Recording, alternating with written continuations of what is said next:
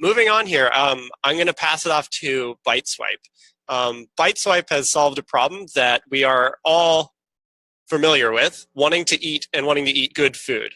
They have a pretty fun take on it. I'll let them show you. Summary. I'm just going to set up my screen share here. And here we go. Hi, thanks for joining us today. I'm Rachel with Team Run DMJ, and I'm joined by Dennis, Mark, and Joe, and we're bringing you BiteSwipe. So here's the struggle. We have Mary. She's fraught with indecision. There's so many great dining options near her, but she wants a fun way to find a spot to eat. And then we have Sam. He's bored. He's tired of all the restaurants around him. He wants new options. So that's where BiteSwipe comes in. You can swipe the restaurants near you and choose your favorites. You swipe left for what you don't like and right for what you do, like on Tinder, and you get a fun interface with plenty of pictures. So I'm going to show you that now. So we're going to have Mary swiping through our app,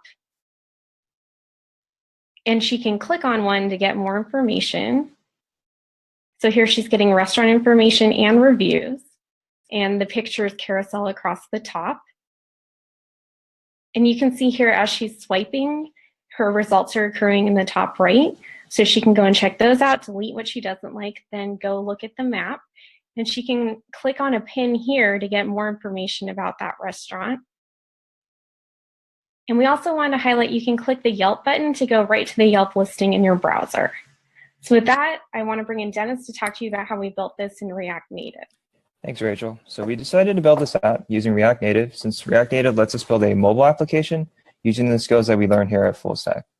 So I'm going to talk a little bit about React Native. It's a library maintained by Facebook and shares a lot of fundamental similarities to React while still compiling all the components down to platform-specific native UI components.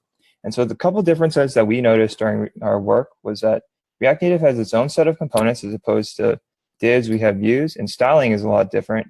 Instead of CSS, you use inline styling, and everything revolves around the idea of flexboxing to have things positioned on the screen. I think the biggest difference that we found during our time using React Native was that the workflow or the build environment was completely different. You had to have an emulator running as well as a remote debugger, and it took a lot getting used to. So in the beginning, we ended up seeing a lot of this, which is the red screen of death, and it's kind of hard to even tell what's going on. But essentially, after we got more familiar with React Native, we ended up getting something really awesome, an Android app and an iOS app at the same time. So now I'm going to talk a little bit about how our application flows. So when the user comes in, he's taken to this not logged in screen. He can either sign up or log in with OAuth.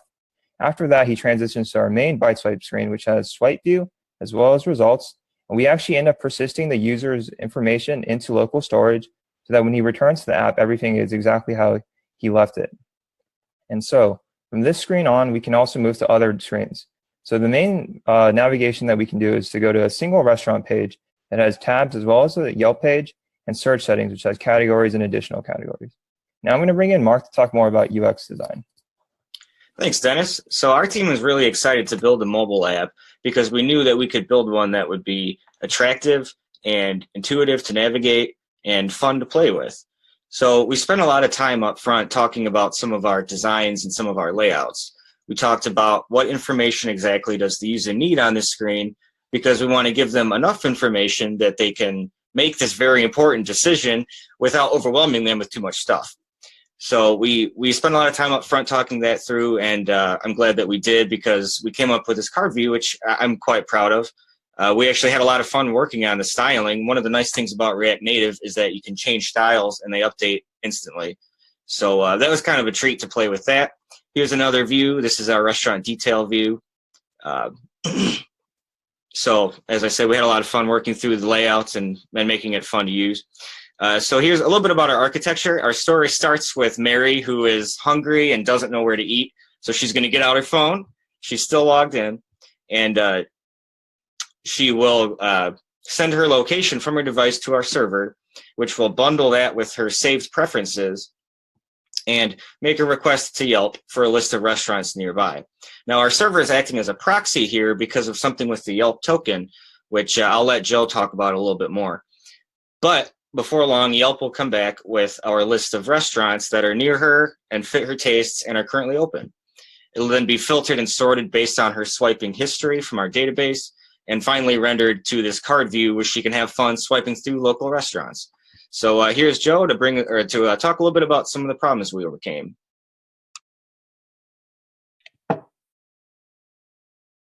So like Mark said, I'm going to talk about some of the technical problems we faced and solved. The first big technical problem we had was with the request token. So when a user logs into Yelp, they get a request token and they can make requests to Yelp to get restaurants back. But after 6 hours, that token expires. We added functionality into BiteSwipe that would allow us to automatically get a token back so that a user could make as many requests as they wanted to.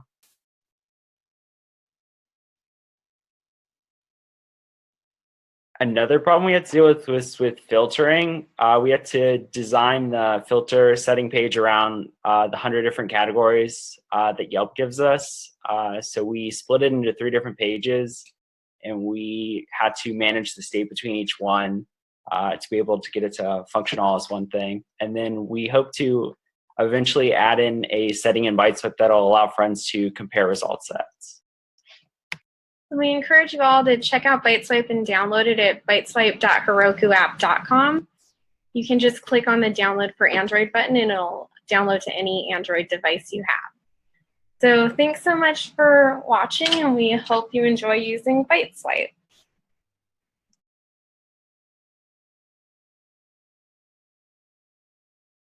All right, yeah, thanks, BiteSwipe team.